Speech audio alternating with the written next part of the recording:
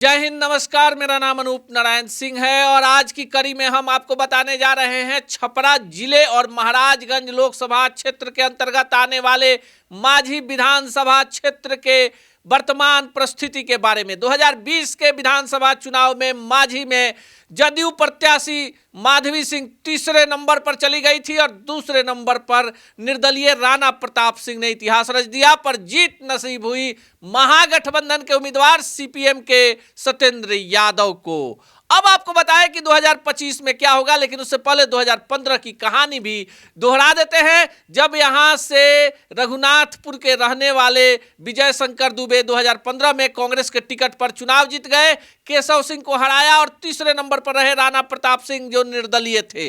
अब राणा प्रताप सिंह 3 चुनावों से लगातार गेम चेंजर साबित होते आ रहे हैं और 2025 में क्या होगा तो इस पर भी चर्चा करेंगे। लेकिन सबसे ज्यादा जो बड़ी चीज जो आपको जानना जरूरी है, सियासी समीकरण क्या है माझी का।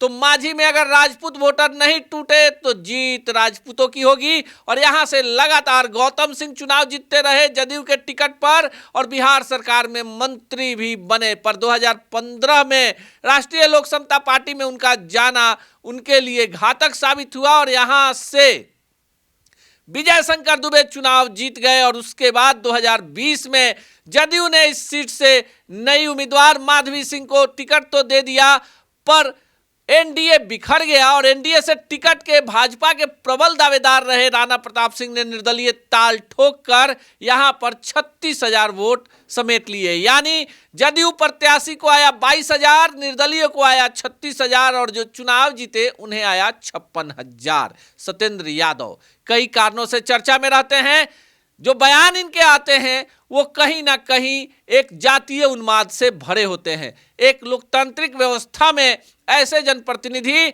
जो जानबूझकर ऐसा बयान देते हैं जो हमेशा विवादों में होता है।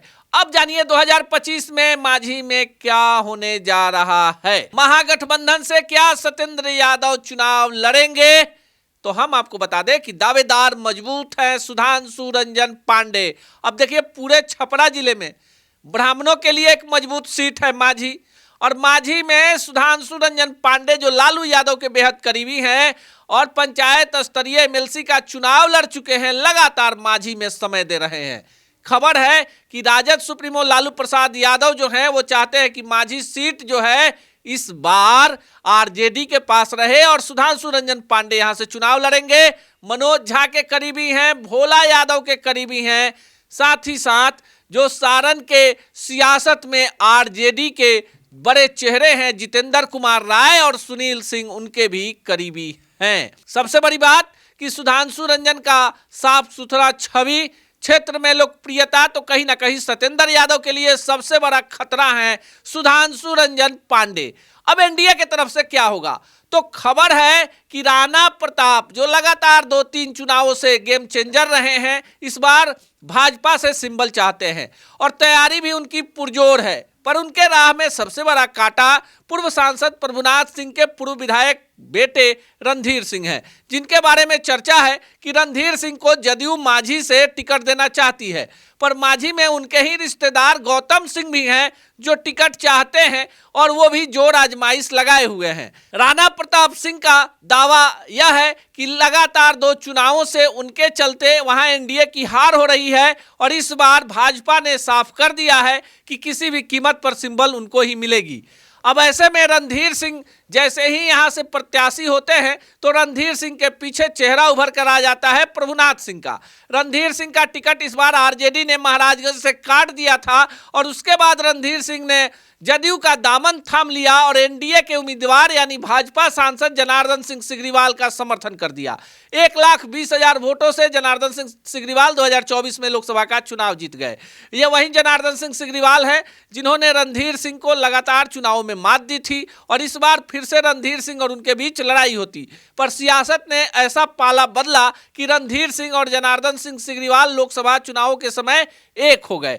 अब क्या माझी में रणधीर सिंह का विरोध जनार्दन सिंह सिग्रीवाल करेंगे? क्या राणा प्रताप सिंह को बीजेपी टिकट देगी? तो फिर रणधीर सिंह का क्या होगा? अगर रणधीर सिंह उम्मीदवार बन गए तो क्या राणा प्रताप सिंह निर्दलीय ताल ठोक कर खेल नहीं बिगाड़ देंगे? सुधांशु रंजन पांडे क्या लालटेन जला पाएंगे और क्या सत्येंद्र यादव पर लालू यादव ने विराम लगा दिया है? इन तमाम सवालों के जवाब इस वीडियो में हैं और हम आपको बताते हैं कि रणधीर सिंह का दावा भी 100% है। गौतम सिंह भी अपने पुराने पॉलिटिकल कैरियर को इस बार दांव पर लगा चुके हैं। राणा प्रताप सिंह पदयात्रा कर रहे हैं, युवाओं में वहां पर उनकी जबरदस्त पकड़ है और उनका साफ है कि भाई क्षेत्र हमारा है, रणधीर सिंह से कोई मेरा विवाद नहीं है। रणधीर सिंह छपरा से लड़ते हैं तो उनका दावा तो छपरा पर होना चाहिए। अब ऐसे में एनडीए दुविधा की स्थिति में है और टिकट बंटवारे के समय ही ये पता चल पाएगा कि रणधीर या फिर राणा प्रताप सिंह या फिर गौतम सिंह। लेकिन यह बात साफ है कि अगर एनडीए में टिकट बंटवारे में स्थानीय मुद्दे को ध्यान में नहीं रखा गया, मजबूत उम्मीदवार नहीं हुआ, तो फिर भीतरघात का शिकार एनडीए यहां हो सकता है। और यही कारण दूसरी तरफ महागठबंधन में भी है। सत्येंद्र यादव जो हैं वो अपने टिकट को लेकर अस्वस्थ हैं, पर सूत्र बता रहे हैं कि लालू यादव सत्येंद्र यादव के बयानबाजी से खुश नहीं हैं। इसका असर पड़ा कि सारण से उनकी बेटी रोहिणी आचार्य चुनाव हार गई और महाराजगंज में भी जो आरजेडी के कोर वोटर थे, अति पिछड़ा वर्ग, इनसे दूर चला गया। ऐसे में लालू यादव अपने बेटे तेजस्वी यादव को 2025 में मुख्यमंत्री बनाने के लिए ऐसे बेतुके बयान देने वाले लोगों से दूर ही रहना चाहते हैं और ऐसे में सुधांशु रंजन पांडे यहाँ महागठबंधन का एक बड़ा चेहरा हो सकते हैं। रणधीर सिंह का दावा भी मजबूत दिखता है क्योंकि उनका लंबा पारिवारिक विरासत रहा है। पिता महाराजगंज से कई दफे सांसद रहे हैं, चाचा बनियापुर से लगातार चौथी दफे विधायक हैं। उनके रिश्तेदार गौतम सिंह इस क्षेत्र का प्रतिनिधित्व करते थे, बिहार सरकार में मंत्री भी बने तो प्रभुनाथ सिंह के प्रभाव से ही। ऐसे में रणधीर सिंह की दावेदारी को भी कमजोर नहीं समझा जा सकता। हालांकि जिस तरह से तैयारी है उससे लगता है कि रणधीर सिंह को पार्टी ने हरी झंडी दे दी है। सियासत में कभी भी कुछ भी हो सकता है और माझी के मझधार में सभी उम्मीदवार अभी गोते लगा रहे हैं। पतवार किसके हाथ लगेगा हम आपको सबसे पहले जरूर बताएंगे।